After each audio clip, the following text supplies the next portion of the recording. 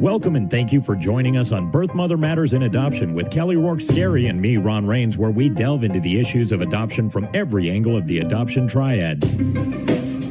Do what's best for your kid and for yourself, because if you can't take care of yourself, you're definitely not going to be able to take care of that kid, and that's not fair. And I know that my daughter will be well taken care of with them. Don't have an abortion. Give this child a chance. All I could think about was needing to save my son. My name is Kelly Rourke-Scary. I'm the Executive Director, President, and co-founder of Building Arizona Families Adoption Agency, the Donna K. Evans Foundation, and creator of the You Before Me campaign. I have a bachelor's degree in family studies and human development and a master's degree in education with an emphasis in school counseling. I was adopted at the age of 3 days, born to a teen birth mother, raised in a closed adoption, and reunited with my birth mother in 2007. I have worked in the adoption field for over 15 years. And I'm Ron Rains. I've worked in radio since 1999. I was the co-host of 2 successful morning shows in Prescott, Arizona. Now I work for my wife, who's an adoption attorney, and I'm able to combine these 2 great passions and share them on this podcast. A failed adoption match is when a birth mother has established herself with a prospective adoptive family and decides not to proceed with an adoption plan or with that prospective adoptive family. An adoption disruption is the interruption of an adoption prior to finalization. It's also called a failed adoption or a failed placement. And an adoption dissolution is the interruption or failure of an adoption after the finalization. During this podcast, we're going to be talking about failed adoption matches and adoption disruptions, because we are solely going to be focusing on newborn domestic adoptions. We're not talking about older children adoptions during this podcast. We're not talking about international adoptions. We are solely focusing on newborn adoptions. And when adoptions fail, we consider that the ugly side of adoption. Nobody wants to hear about the dark side of adoption when they're looking to plan their family and traditional methods are not an option.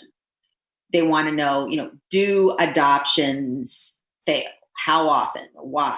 Who's to blame? What happens to the adoptive family financially? What happens to the birth mother? What role does the agency take? Who can be held accountable? Did somebody do something wrong along the way? There's all these questions and concerns on behalf of the adoptive family. This is really hard. And I really want to take these 2 podcasts and try to break down and explain and establish an education amongst our listeners as to what happens and why, and reactions that are elicited when these adoptions go dark. When somebody is experiencing the death of a loved one or some horrific event in their life, and you are a loved one to that person who's going through grief, or a friend, family member, you always want to say, I don't have the right words, or, words can't erase the pain that you're going through. And just like that, there are no words that are going to bring comfort to somebody experiencing when an adoption match fails or when an adoption disrupts. There's nothing that can be said to a family that is going to make it better, that's going to erase the pain, that's going to take away the hurt, that's going to put the money back into their bank. There's nothing that's going to be said that's going to make it better. An analogy for a family that has vested their time, their emotions, their finances into an adoption plan or journey is very much comparable to a death, because it is an indescribable loss. The first thing that can be done is to acknowledge that, is to acknowledge that it is a loss. It's a death of a dream. It's something that you are going to go through the stages of grief. And, as an agency, we are all vested in the process of adoption. We want adoptions to be successful. When a couple decides that, fertility treatments are the route that they want to go to plan their family, because biologically they're not able to create their family the way that they wanted to. And so they need additional assistance through infertility treatments. And if those infertility treatments don't work, it is very disheartening, very difficult, very sad. Again, they've invested, time, emotions, finances. And I think that when you are looking at infertility treatments versus an adoption plan, in some ways, an adoptive family or prospective adoptive family can look at it and say, okay, so, the infertility doctor did everything he could to help me become pregnant, and my body didn't take it. It didn't work. He did his part, and therefore there's nothing more he could have done. It was, my body that didn't cooperate with the treatments. And when they're going through an adoption plan, because there's a loss of control. In other words, they can't see what's happening behind the scenes. And it may very much feel like, the Wizard of Oz behind the red curtain, that there becomes, the blame game and the questioning and, what went wrong. And there was no, it wasn't my body that kept me from becoming a mother. It is the birth mother and the agency that was working with the birth mother. And so there comes this anger and this frustration. And a lot of it is because of the lack of control that is felt over an adoption situation. Does that make sense? Yeah. And it also brings with it more of an ability to blame somebody else, because that's how you kind of find a reason, like, oh, it was the agency's fault. Oh, I know it was the agency's fault. And so it makes it so much easier in this circumstance to place blame, whether it's warranted or not. And most likely it's not. Right. A good way of looking at it is when an adoptive family, when we have to call them and tell them that, either the birth mother has changed her mind, or she has decided not to proceed with the adoption plan, or she has decided that this isn't the right family for her baby. It is incredibly hard on the adoptive family side. It's horrific. It is also very hard on the on the adoptive case manager side. I have one adoptive parent case manager that has said that she will have to pace around the room for a while before she can make the call, because she knows how much that call is going to hurt. And nobody wants to bring pain to somebody else. Social workers are in the helping field because we want to make things better. We want to help other people. And we don't want to deliver bad news. And knowing that the adoptive family is going to be in so much emotional pain when you have to deliver this is really, really hard. I have some caseworkers that when they have to deliver the news, they have to take the rest of the day off, because they just have to regather their thoughts and kind of recompose themselves and, get back on the horse. They say when you fall off a horse, the best thing you can do is to get right back on. And they can't even get right back on. They've got to recenter themselves and find their grounding again, because it is so difficult. And when the family goes through the stages of grief and they're in the anger stage and they're calling up and they're saying, they want their finances returned, and they want to understand why they still have to pay for a failed match. In so many instances, it's hard as an agency to hear that, because, if this was an infertility doctor, would you be banging on the door of the infertility practice and saying, hey, the treatments didn't work, I want a refund? Like, that's not. So we're going to talk about all of this today in these podcasts, because I think it's really important for adoptive families that have experienced an adoption disruption or a failed adoption match, or maybe are entering into the idea of an adoption journey, to really understand what this looks like, because adoptions don't always work. That this is not something that is, 100% going to happen. And just like when you go to an infertility doctor, they tell you there are no guarantees. When you are pregnant yourself with a baby, there's no guarantee at the end of the 9 months that you're going to have a healthy baby. there's no guarantees that the baby is going to make it through the 9 months. Mm-hmm. And I think, as with life, there are no guarantees.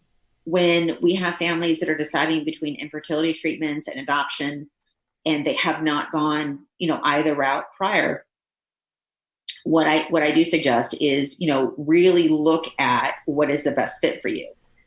Statistically speaking, depending on the type of infertility treatments, some infertility treatments have a success rate of about 23 to 24%. Again, it depends on what the circumstances are and, medically where you are in the spectrum of what services you need. And so some would be higher, some may be lower. Adoption, the national adoption rate, they say, is about 50%. Now, our adoption agency, I would say we run between, this year, we've been running between 78 to 83% success. That's impressive. Yeah, it's a big difference. Mm-hmm. Now, I will also say that with adoption, you don't have control over the situation. But with infertility treatments, there's very little control as well. Obviously, if you can go on bed rest sometimes, and there's things you can do to improve your chances. Mm-hmm. But it's the same with an adoption plan. You very much can do things to improve your chances. You can have contact with the birth mother. You can come out and meet her and develop a relationship. You can send her handwritten letters. And there's certain things you can do to improve your chances, but that doesn't mean that it's a foolproof situation. Like, there's nothing that can go wrong. So when a failed adoption match occurs or a disruption, as we just stated, the family goes through stages of grief. We structure our adoption contract the way that it is, and fees are paid on behalf of the agency to outside sources. There are such things as, legal fees, and we have to pay process servers, and we have to pay for motions to be filed with the court. We have to pay for the case managers for their job and what they're doing. We have to pay for things like birth mother expenses up until the time that she is no longer working with us. We have to pay for agency overhead. We have to pay for agency insurance. We have to pay for things like her transportation. There's so many aspects in the financial realm that are paid out, which is why that we don't deviate from our contract. Oftentimes, adoptive families, when they're going through the stages of grief, really question the financial aspect. And they also question as to what happened to make the birth mother change her mind about an adoption plan. And this is what I call an adoptive family engaging in the hunting and gathering mentality. So the hunting and gathering is usually referred to as, in the pioneer days, the men would go out and do the hunting and the gathering, and the women would stay home and they would nurture the children. Right. An angry, upset, hurt adoptive family will often engage in this hunting and gathering mentality. And when they're hunting, they're wondering, who's at fault?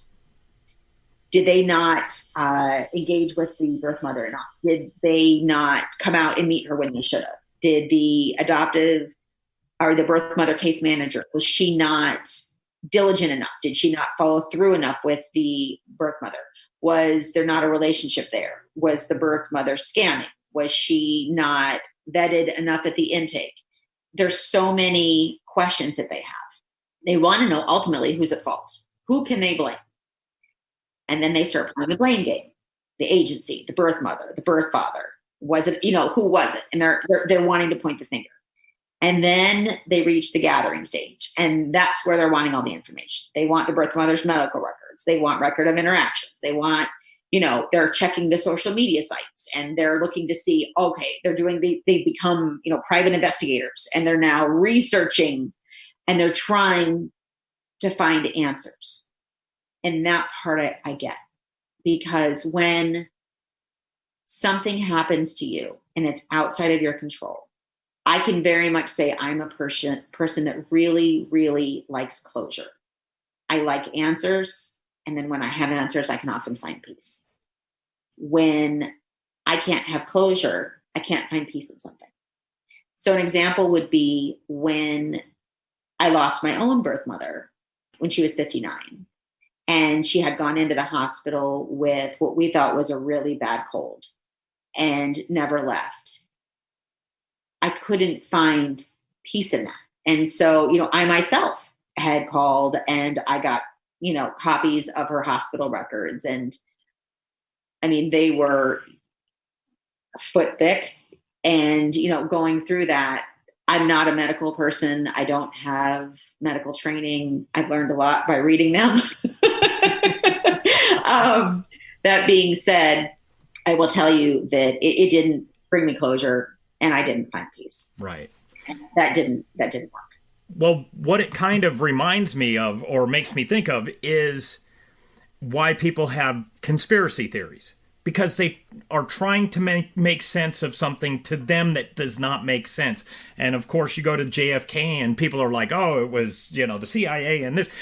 It's a way of trying to get that control over something that, how could this one man, kill the president, the most powerful person in the world, and just try and make sense of it. And that's kind of what we all do to some degree when something bad happens.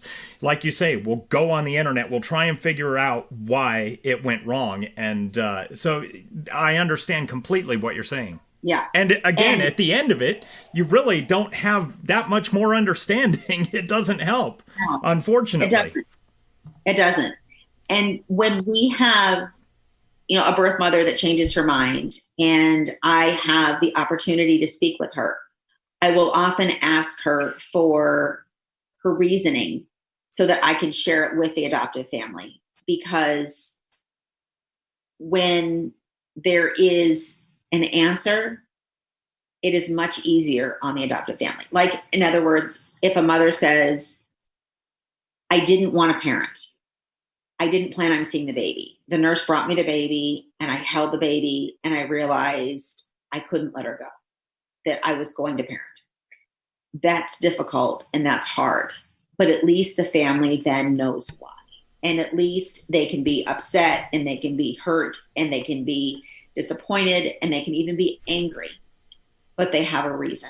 When you have a mom that just disappears into the sunset, and you have no answers, and she ghosts, those are amongst the hardest for families to understand because they're waiting. It's like they're waiting and waiting and waiting, and they have no answers, and they don't know when to stop waiting, and they don't know, why. And there's so many questions left unanswered. And I think, again, those are the hardest. It can be, when a family member loses a loved one and it's because they've disappeared and they want those answers and they want to put that to rest. They want to just find peace. It is, again, there's a parallel there. And I'm not saying it's on the same level, but when you are able to have closure and you can have peace, that's how you can heal and you can move on. An adoptive family's response can sometimes be misguided by misgauging the agency's reaction. We still have to be professional. And oftentimes a case manager, will be crying behind the scenes when an adoption does not go through. But when a physician is operating on a loved one and the loved one doesn't make it, the physician isn't on his knees sobbing with the family when he comes to deliver the news.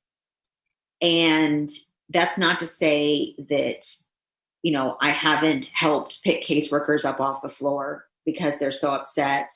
I have. I've had caseworkers that, cried right along with the family.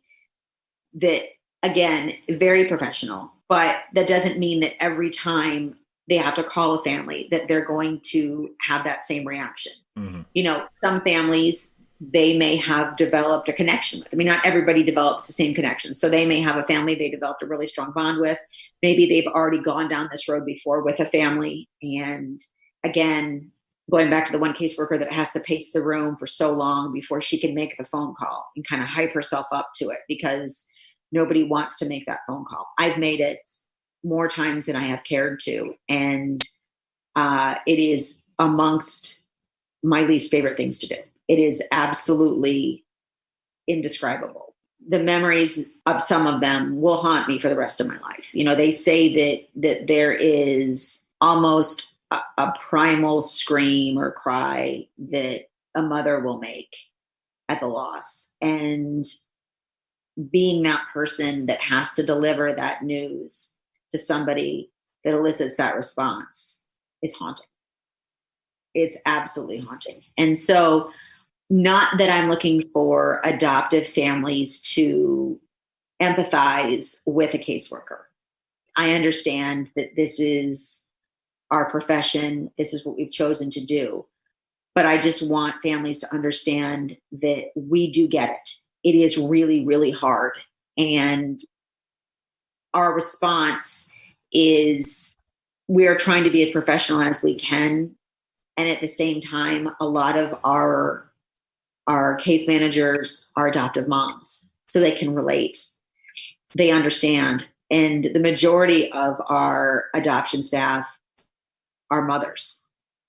And so, again, they can relate as a mother, what that might feel like. Families will also say, I really think that our situation is different, and that we should, you should really look at our situation to see if maybe we can get a refund, because I want you to hear our story. I get this frequently from adoptive families. I want to tell you our story. I want to tell you about why we should.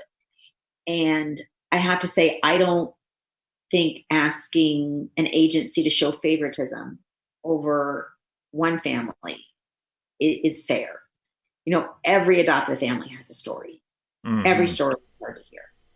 But saying that your story is more important or more valuable than somebody else's story, to me, is inequitable.